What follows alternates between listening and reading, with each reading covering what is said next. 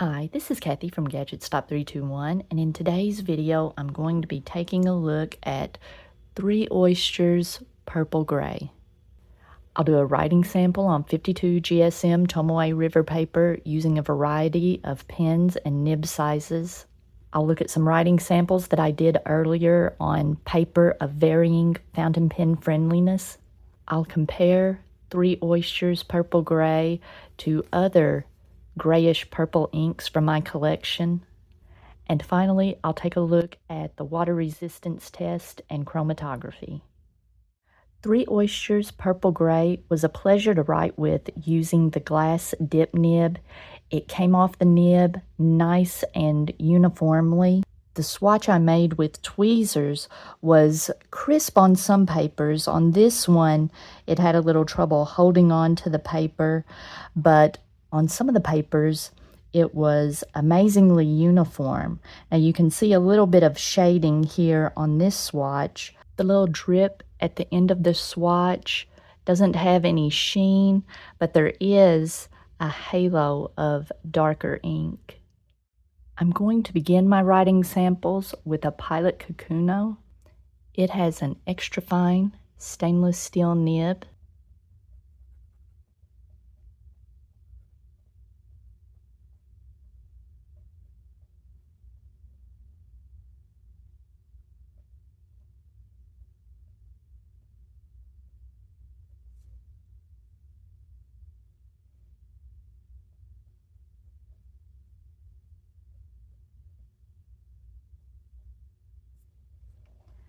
Even though this Tomoe River paper is nice and smooth, I still felt a good amount of feedback, but it wasn't unpleasant, but only because this Tomoe River paper is smooth. But I'm going to go ahead and make a note that there was a good amount of feedback, but it was still okay to write with. But I'll discuss when I get to the other writing samples. If it's not a good smooth paper, this extra fine's not very pleasant to write with. Next, I've got a pen that I got from the Magnolia Pen Company. It has a Yovo broad nib that was ground by Matthew Chen with his Uranagi grind.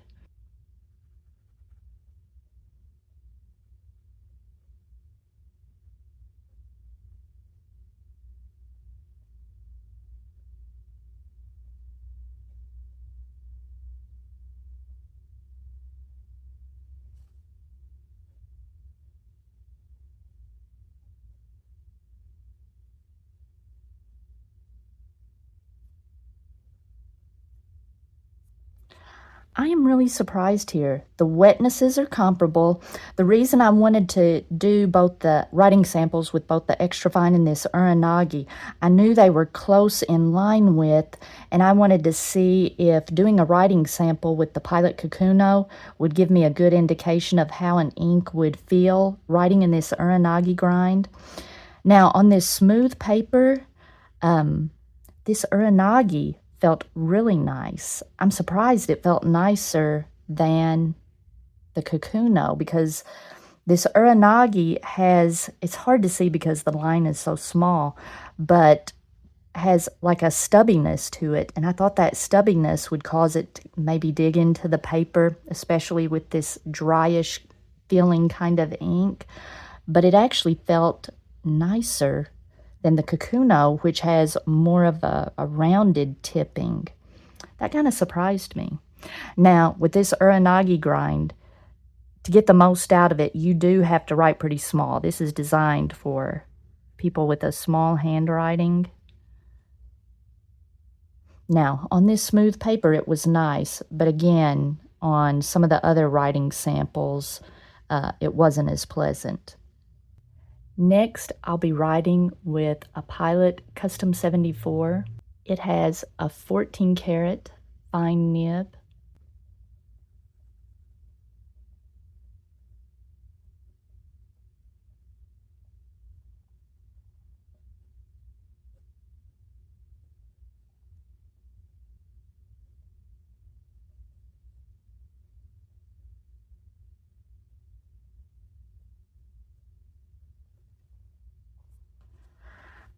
Slightly wetter than these two steel nibs, but I've got to say, I'm really shocked.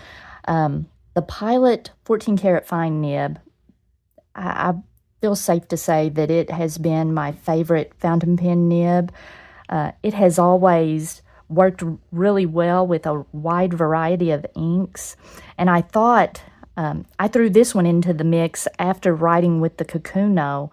I thought I need something a little bit smoother, that's still pretty fine, and I'm kind of surprised. This is very feedbacky, and even on this Tomoe River paper, I'm going to put an exclamation point there. The feedback is bordering on unpleasant to me. It's at the low end of unpleasant, which is kind of surprising because kind of disappointing. I was thinking I would use this ink in my Custom Heritage 92, which also has a 14 karat fine nib. And the only reason I didn't use it in this writing sample is that this cartridge converter, Custom 74, is easier to clean. But those two pens, my Custom Heritage and this Custom 74, the two nibs perform the same. I don't think this ink is going to work in a Pilot fine nib. There's just too much feedback. This ink is very watery. It doesn't provide any lubrication between the nib and the paper, I'm finding out. And one other thing to point out, normally with these Pilot 14 karat fine nibs, every stroke is, putting down a decent amount of ink except the upstroke. And I believe on all of my writing samples that I've done with this pen so far, the stroke to the right and up are kind of dry, and that, I'm sure, is adding to the dry feeling between the nib and the paper. Next, I've got another pen that I got from the Magnolia Pen Company. This one has a steel Yovo fine nib that I know this coating was applied by the Heinz Pen Company, and I believe this is a ceramic coating.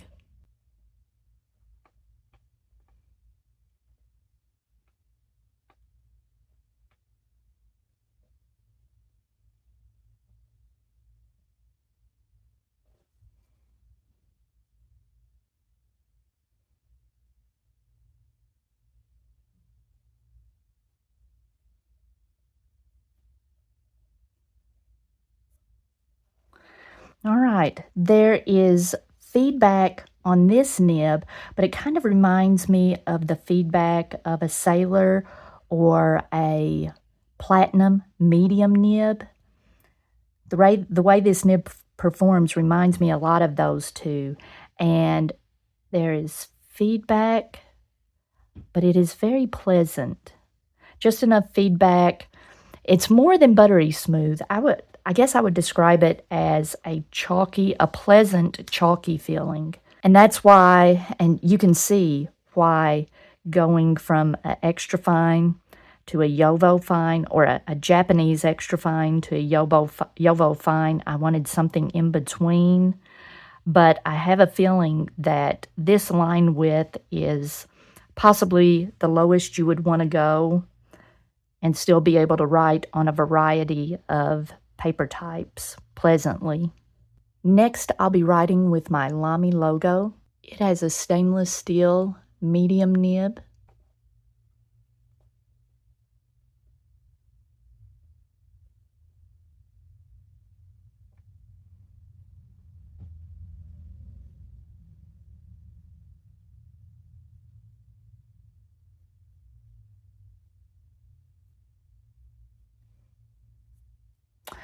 This nib is writing very wet. I haven't had this nib that long. I just got it as a replacement to use with my Lamy pens, and this is bordering on a little too wet, and I'll talk about that more on some of the other writing samples. On this Tomoe River paper, this is fine. You don't have to worry about it bleeding through. I don't believe. We'll check it after this dries. But you may have to worry about dry time. For me, it's just a little too wet for this size of writing. Maybe if I was writing on a larger ruling, this amount of ink would be more appropriate. I'm going to make a note. Too wet.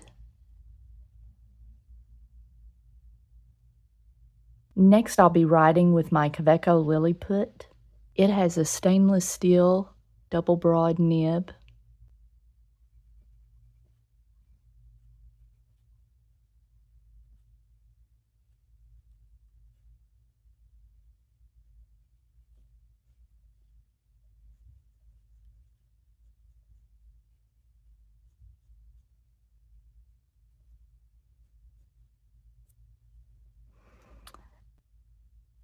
I'm really enjoying this double broad nib with this ink. You see a little bit of shading. There's some character to the writing. It doesn't feel dry. It doesn't feel like there's no ink between the nib and the paper. It feels really nice. You can feel the ink.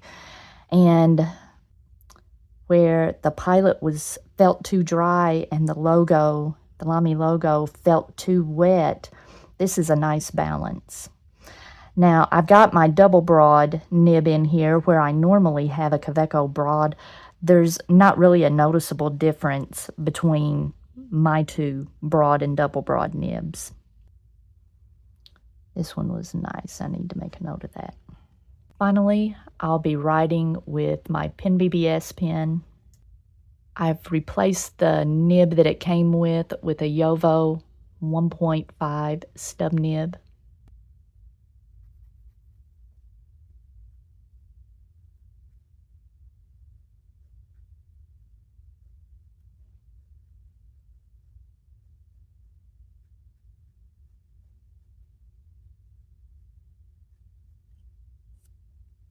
Not a lot of ink being put down, not as much as it felt like. This felt nice and luxurious, very almost silky smooth or buttery smooth. It was very nice. Okay, while this dries, we'll take a look at some of the other writing samples. On my Rhodia paper, again, the glass dip nib was very enjoyable to write with. The ink came off the nib very uniformly. It looks exactly the same at the beginning as it does at the end. Normally, or often, an ink will come off really quickly at the beginning and then start getting a little wispy at the end, but not this ink. And the swatch that I made with tweezers was very crisp and held on to the paper very uniformly. Now, it did put down more ink here at the beginning, but once that initial bit of ink came off, I think there was a drop of ink kind of held on to the outside of the tweezers, but when it was just coming out of the inside of the tweezers, it was very uniform. The larger nibs felt nice. The Lamy logo felt very smooth. And I guess I'm writing just enough larger on these grids. The grids on the Tomoe River paper are just a bit smaller, just a millimeter, maybe 1.5 millimeters smaller. And just that amount made it a little too wet, a little too much ink. For that Tomoe River paper. Now, it felt nice on this Rhodia paper, but I'm noticing just maybe the tiniest bit of feathering. And it was just starting to bleed through with that medium Lamy nib. So it felt nice and smooth, but I don't know, it might have a bit too much bleed through to make that nib practical. The Magnolia Pen Company Fine was very nice, very enjoyable. The nibs smaller than that, though, just felt too dry and unpleasant. Oh, I take that back. With the Matthew Chin Uranagi grind, it did feel dry, but when I wrote with it in reverse, he grinds the front and the back. The reverse is more of kind of a I think he described it as making brush strokes. It was more smooth, pleasant to write with, I should say. On my copy paper, now this is a heavier copy paper. The wider nibs were pleasant, and I'm not really seeing much feathering. But even the Magnolia Pen Company Fine felt dry and just unpleasant. But the larger nibs were enjoyable to write with. And I'm seeing spots of bleed through, even on the finer nibs. That's kind of surprising. In my Leuchtturm bullet journal, I always do a writing sample with the stub nib. And this felt so nice. This Leuchtturm paper always makes the nibs feel kind of chalky, gives a kind of chalky feedback, and this stub nib felt very pleasant. I was worried, since this was a purple ink though, that there might be some bleed through, because I have had that trouble with some of my purple inks, but not on this one, and not on that. I called it a Lamy mystery ink because I bought an empty Lamy bottle, but I think it was the version 2 Lamy Dark Lilac, and neither one of those bled through. But I did have one over here. I noticed with Waterman Tender Purple, I can see some little dots showing through from the other side. And I think, yeah, Diatramentis Aubergine had just some tiny little dots of bleed through, but I didn't have that with the Three Oysters Purple Gray. I was kind of surprised when I first started writing with this Three Oysters Purple Gray. With it being called Purple Gray, I thought it would be a gray ink with just a tiny bit of purple. And maybe some people would consider, yeah, that's what this is. But to me, it looks purple with just a touch of gray. And some similar inks I've got in my collection are Monteverde Elephant. But Monteverde Elephant is much more wet and a bit more saturated. You're not seeing as much shading. You can tell on the stub nib and the Kaweco broad and double broad. Much more saturated and less shading. Robert Auster's Sydney Lavender has, to me, a little bit more complexity to it, but they do look very similar and have a similar amount of shading. Maybe the Purple Gray has a little more plum color to it, where the Sydney Lavender has a little more blue to it, and maybe it does look a little more gray. And finally, Robert Auster's Summer Storm is quite a bit lighter than all of those. And I guess by itself would look a little more gray. I did a smaller writing sample on Rhodia paper using all the nibs that I just showed, and I let the ink dry for about an hour. Then I submerged it in water for 10 minutes, and you can see that there was a nice legible component left behind, a fairly dark component, a dark gray, possibly a black ink. There's maybe a little bit of black ink in this. And if we look at the chromatography, I was kind of surprised by that. It's just this, maybe that's black or a dark gray component, and pink. I was really surprised by, it looks like just 2 dyes. I thought it would be more complex than that. Very interesting that combined together turns into that. That's amazing to me. All right, let's take a look at the writing sample on Tomoe River. This was the best paper I felt like that worked for the widest variety of nibs. Even on my Tsubame ink collection card, this one felt a little too smooth maybe, but maybe if I was writing larger, I have to write pretty small to fit all the pins and nib sizes on there. But I think the Tomoe River was the most pleasant. And I guess my Magnolia Pen Company Fine and that Kaweco double Broad were my favorites. Let's see if anything bled through. No, you can see through because this Tomoe River paper is so thin, but nothing even started to come through, even on those heavy swatches. And even with that really wet Lamy logo. All right, this is a finicky ink. There won't be a lot of pens that I'll be using this in. I had thought about using it in that Pilot Fine nib. I thought that was going to be my go-to, but it looks like my new Magnolia Pen Company pen might be the main writing instrument that I use. And my new Kaweco Sport. I can see myself using a broad nib. All right, if you found this video helpful, please give me a thumbs up. And if you'd like to see more videos like this, please subscribe to my channel.